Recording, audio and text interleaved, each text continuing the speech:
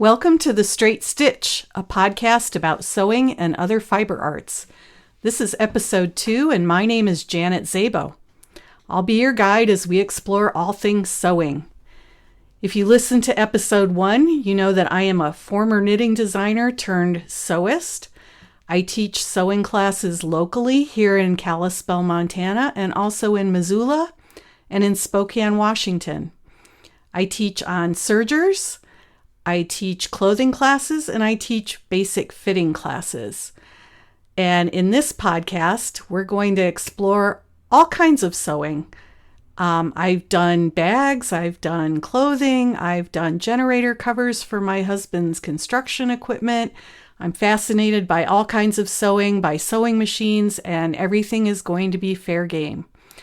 It's September of 2023. Here in Northwest Montana, we have survived another fire season. Things are cooling off and we're getting some rain, which is very welcome.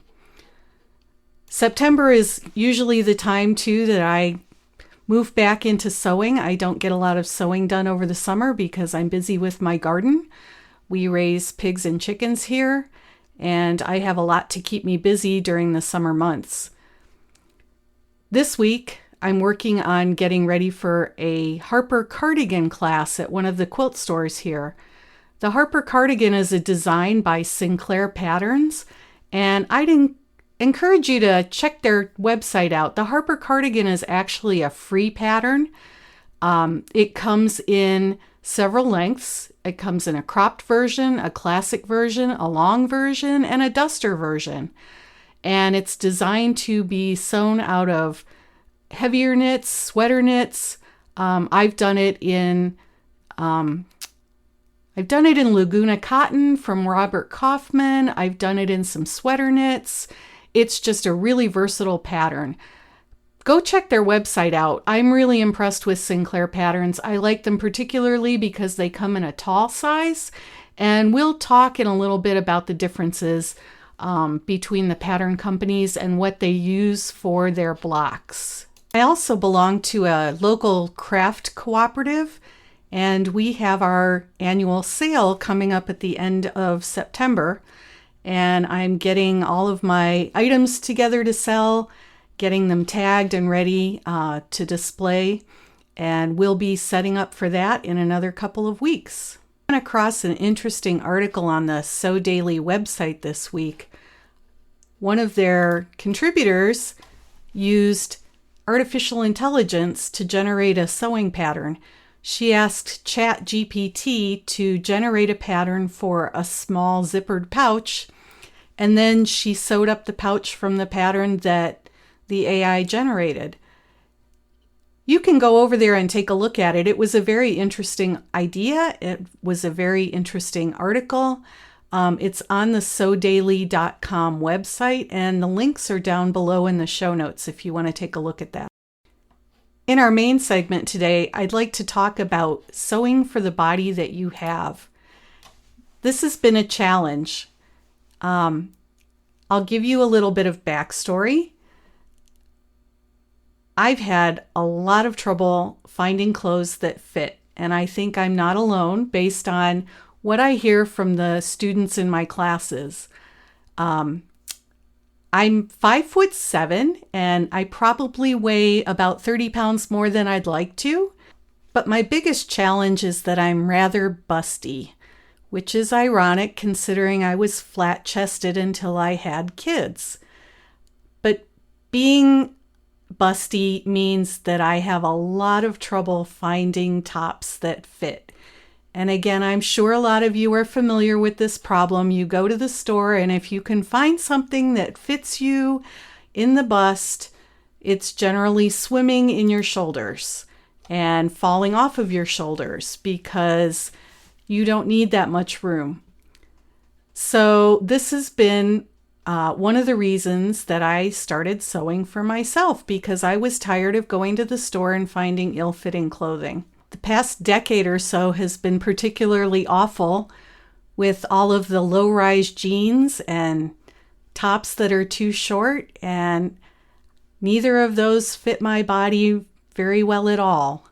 So I bought myself a serger and decided to start making my own clothing. I love mustard yellow, but if you put mustard yellow next to my face, I look like a corpse. So trying to find colors that were flattering for me was almost as frustrating as trying to find clothing that fit. You would think that as a former knitting designer, I would have a good grasp of fitting, but fitting knitted clothing that you knit yourself is a bit different than fitting clothing that you sew. And fitting woven clothing, garments from woven fabric, is considerably different than fitting clothing made from knit fabrics. I tend to prefer to work with knit fabrics, although I do like rayons, and I have been sewing quite a few rayon blouses for myself, but it took me a while to find a good pattern. It took longer to find good woven patterns than it took me to find knitted patterns. So let's talk a little bit about what's involved. If you've never made your own clothing, or like me, you managed to graduate from high school in 1984 without ever having taken a home ec class, you might go to the fabric store and pick up a pattern and see the sizing and think, well, I wear a size 12 in ready to wear. I'll make myself a size 12 in a sewn garment. Except that sewing pattern sizes don't bear much resemblance to ready to wear sizes. And even ready to wear sizes have so much variation. You can be a size 12 in one brand and a size 16 in another brand. So I found that it's best to ignore the sizing altogether and work strictly from your body measurements. So that's the best place to start. Get an accurate set of body measurements. This is easiest to do if you have a sewing buddy to help you or someone who is familiar with measuring. I asked my husband to measure me, which was an interesting experiment. He's a builder, and he's very used to dealing with measurements and fairly tight tolerances down to 1/16 of an inch. But almost everything he does is linear, and I am not linear, and I'm kind of squishy. So getting accurate measurements on me, I think, was a challenge for him, but we managed to do it. There are a lot of places on the internet where you can download a measurement guide that will give you a list of the measurements that you want. I like to, when I'm teaching classes, have my students pair up, and I'll have them measure across their shoulders on the back to get a cross-shoulder measurement, measure from the nape of their neck, that little bony protuberance that sticks out, down to their natural waistline. And sometimes it helps to tie a string around what you would consider your natural waistline so that you can get an accurate measurement, even if that's not where you end up having your waistline, if you like to wear your pants a little bit lower. I'll also have them do a high bust measurement just above the fullest part of their bust, and I'll have them do a full bust measurement as well. Those two numbers are critical to getting a good fit in the bust. You'll want a waist measurement, a waist circumference measurement. You'll want a high hip measurement, and you'll also want a full hip measurement. And your high hip measurement is going to be, let's say 6 or 8 inches below your waistline. And your full hip measurement is going to be the fullest part of your hips. Once you have this set of measurements, you can compare those to the measurements that are given on the pattern. A lot of indie designers started including the finished garment measurements, and now the commercial pattern companies are starting to follow suit. And the finished measurements are incredibly helpful. It doesn't tell you much if all you know is the actual body measurements, because you don't know how much ease has been built into that pattern. And ease is the amount of extra space that is built into the garment to allow you to move freely. So a loose fitting top will have more ease than a close fitting top. A matter of design. It's also a matter of your personal comfort level. You may prefer garments that fit a bit more loosely. You may prefer garments that fit more tightly. So take that into consideration. You'll want to look at the finished garment measurements. If your bust measurement is 38 inches around, your full bust measurement, and the finished garment measurements are 46 inches, it's obvious that that garment is intended to be very loose fitting, and that may be too loose fitting for you.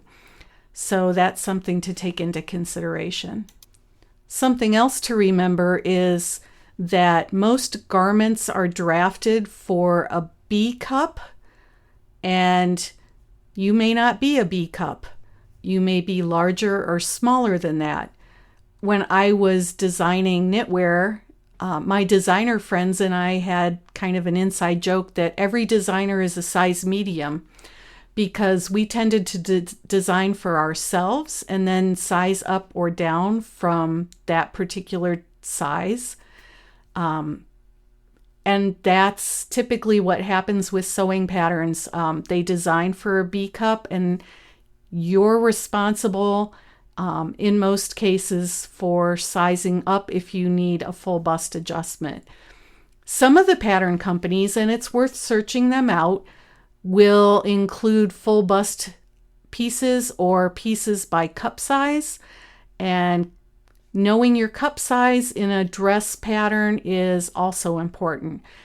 Just remember that cup size in a dress pattern does not track identically with your cup size that you wear in your bra size. So I'm a double D in my bra size, but in my dress patterns, I typically choose a D cup. Those of you who need a full bust adjustment, I found that it's typically more accurate if I choose a size based on my high bust measurement and then do a full bust adjustment. So for a lot of commercial patterns, I found success in choosing a high bust measurement of 38 and then making the full bust adjustment. And again, all over the internet, you can find videos, you can find tutorials, you can find all sorts of information on making full bust adjustments. And once you figure out how to do it, they're typically not too hard. Should note too that the convention is that you alter the length of a pattern before you start altering the width of a pattern. And this is really important if you're someone like me. I'm 5 feet 7 inches tall. And I talked about the convention for commercial patterns being a B cup. The convention for many patterns out there is also a woman who is 5 foot 5 inches tall. So I'm already taller than most patterns. And when I figured that out, that was an epiphany for me. That is probably why most clothing that I try to buy ready to wear is too short for me. And it's not necessarily too short in my legs, because a 32-inch inseam fits me pretty well. My torso is longer from my neck to my crotch, and that's where I need the additional length. I'll tell you a little story about part of my fitting journey. One of my best friends here in Kalispell is named Tara, and she and I like to take vacations together. And last March, we went to Sew Expo in Puyallup, Washington, which is a huge sewing educational event put on by Washington State University. And it features all sorts of classes on all sorts of sewing topics, fitting, embroidery, quilting, you name it, they have it. And one of the classes that she and I both wanted to take was a class on making a bodice sloper. And what a bodice sloper is a pattern that is made to your measurements, your personal measurements, and you can use it to draft your own patterns. It's also incredibly useful, I have found, to compare to commercial patterns, because it will shortcut the amount of puzzling over a pattern that you need to do to figure out what alterations to make. If you lay your bodice sloper over a pattern, you can see right away where the changes are that you need to make. So we signed up for this bodice sloper class, and we had homework ahead of time. We had to take our own measurements. This is where I had my husband help me get my measurements, and we had to send the measurements in. And what they did was they ran them through a computer program, and they generated a draft sloper for each of us. About 3 weeks before the class, we got an email that let us know that the teacher who was supposed to teach the bodice sloper class had had an emergency and couldn't make it. And our new teacher was going to be someone named Joe Vecchiarelli. And I don't expect that to be a household name for you, but Joe Vecchiarelli is a very famous sewing designer. He fits celebrities. He dressed Rihanna for the Super Bowl. He dresses the participants on Dancing with the Stars. And he was going to be our teacher. So we walked into class that day, and it was a life-changing experience. I know that sounds like hyperbole, but when it came to learning about sewing for myself, it really was a life-changing experience. Joe is a terrific guy. He started out the class by saying, there are no perfect bodies, there are no perfect patterns. We're going to sew for the bodies that we have, and your body is perfect exactly the way it is, and we're going to dress it. So we took our draft slopers, and he came around and measured each of us and said, make these adjustments here, make these adjustments here. And when he got to me, he said, you'll need a full bust adjustment, which I knew. And he also said, you need to lengthen your sloper about 1 inch. And that was an epiphany. When I got my bodice sloper all finished and I brought it home, and I started looking at my bodice sloper compared to patterns, I realized that all of the patterns that I had been making were too short because my torso is much longer. And my waist isn't in the same place as most commercial patterns. It's also why I've never liked to wear shirtwaist dresses or clothing with belts, because typically the belts ride up, they're too high, they don't fit my body. Waistlines are never where they're supposed to be, and that has made a huge difference. Point out here that not all of this happened overnight. This fitting journey that I have been on has taken probably close to 2 years.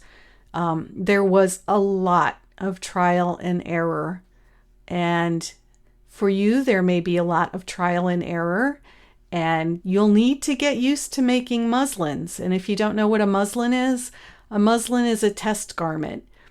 You typically make a test garment out of fabric that's similar to what you want to use for your final garment, and you make up the pattern and you figure out what changes need to be made based on how that pattern fits you straight out of the envelope. Now having a bodice sloper, I can get away with fewer adjustments, but I almost always still make a muslin for any new pattern that I'm trying. I did a dress pattern a couple of months ago for which I made 3 separate muslins in order to get it to fit properly. And once you've got it to fit properly, you can make as many of those, as many garments in that pattern as you'd like. And we like to refer to those as tried and true patterns. Skimming over the top here, it's hard to condense a 6-hour fitting class into a short podcast, but I'll talk about some of the other ways that I went about trying to fit my body.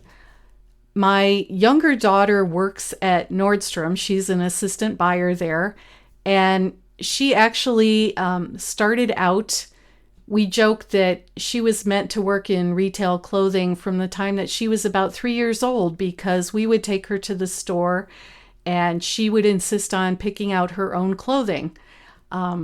Even at 3 years old, she had quite a sense of style. And so it was no surprise that she decided to go into retail clothing. She started out when she was 16 working here in town at J.C. Penney.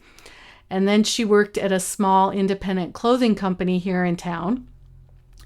When she went to college, she did an internship with Nordstrom and worked there during her junior and senior year. And then after graduation, she went to Seattle and she worked at a Nordstrom store in one of the suburban malls. And a few years ago, she got a corporate job and she's been working in corporate ever since. So she knows a lot about clothing. We have lots of discussions about clothing. She doesn't really like the fact that her mother shops at J.C. Penney, but I'll tell you, J.C. Penney is the company that carries Liz Claiborne, and I have been buying Liz Claiborne clothing for probably 30 years now. And one of the reasons that I buy Liz Claiborne is because in ready-to-wear, it is the brand that fits me the best without any alterations. I can go to the Liz Claiborne department and pull things off the rack in my size and know that for the most part, they will fit me. I do try everything on just because even if it fits me, it might not be a style that's flattering. But in most cases, everything that I buy in the Liz Claiborne department fits. And if you were to look at my closet, probably 85% of the ready-to-wear in my closet is Liz Claiborne. That's just how it is. You might have a brand that fits you like that too. I have been known to buy Liz Claiborne clothing, mostly tops. I really don't have much trouble finding pants that fit, but I do have trouble finding tops that fit. And I have been known to buy tops, take them apart, draft a pattern from the pieces, and sew my own tops. You don't want to deconstruct a garment. You can also take something, and this works best with simpler garments, but you can also take something that fits you well, like a t-shirt, and you can copy it or do what's called a rub-off without having to take the garment apart. You can always take it apart, and if you have a serger and it's a serged t-shirt, put it back together, or even sew it back together with a sewing machine. This has been a quick and dirty overview of how to sew for yourself. It's certainly not meant to be comprehensive, and I'm certainly not an expert. I am learning every day, and I learn from my students. I recently taught a class on the Lark Tee by Grainline Studio. I taught that in Spokane, Washington. I had 3 students in my class, and of the 3 students, only one was able to make a t-shirt straight out of the package with no alterations. And it just so happens that she's 5 foot 5 inches tall and has a B-cup bra size. And so that pattern was designed specifically for her body type, and she was able to make the t-shirt and have it fit right off the bat. My other 2 students had to make some alterations to their patterns. One had to increase the circumference of the hip area because she's more of a pear shape, and the other student was very petite and had to make some adjustments in terms of length. That brings up a good point when you're looking at different pattern companies and different patterns. Keep in mind that pattern companies will usually tell you who they have designed for. What body type have they designed for? So Love Notions, for instance, will tell you on their patterns that they are designed for a woman who is 5 foot 5 inches tall. Seamwork patterns, on the other hand, will tell you that their designs are intended for women who are 5 feet 7 inches tall. And Sinclair Patterns, which I mentioned at the beginning of the podcast, designs for short, average, and tall, which is fabulous. I tend not to use a lot of Love Notions patterns, even though I think they're beautiful. They're wonderfully designed. They're gorgeous. Their pattern writing is terrific. It's just they require me to do a lot more alterations than if I start out with a pattern that's intended for someone who's a little bit taller. So you will find as you start looking at pattern companies that designs from one pattern company might fit you a little bit better than patterns from another pattern company. And it's worth trying one or two patterns from each pattern company to find out who does fit you the best. Obviously, this is a quick and dirty overview. It's hard to distill a 4 or a 6 hour fitting class down into a short podcast, but I hope that this gives you some place to start, a place to start your fitting journey, your clothing making journey. I hope that you will check out some of the pattern companies and perhaps take a bodice sloper class. I continue to take classes because there's so much to learn, and I'll be sure to share what I learn when I learn it here on the podcast. If you do have suggestions for future episodes, I would love to hear them. Please visit the website. If you go to janetzabo.com, and my last name is spelled S as in Sam, Z as in zebra, A, B as in boy, O. At janetzabo.com, you will find links to my blog, to the Big Sky Knitting Designs website, and to the Straight Stitch podcast page. You'll be able to go to the contact form and give me some feedback. If you're happy with this podcast and you want to help me spread the word, share it with your friends, leave a review on iTunes. And until our next episode, I hope you will go sew something.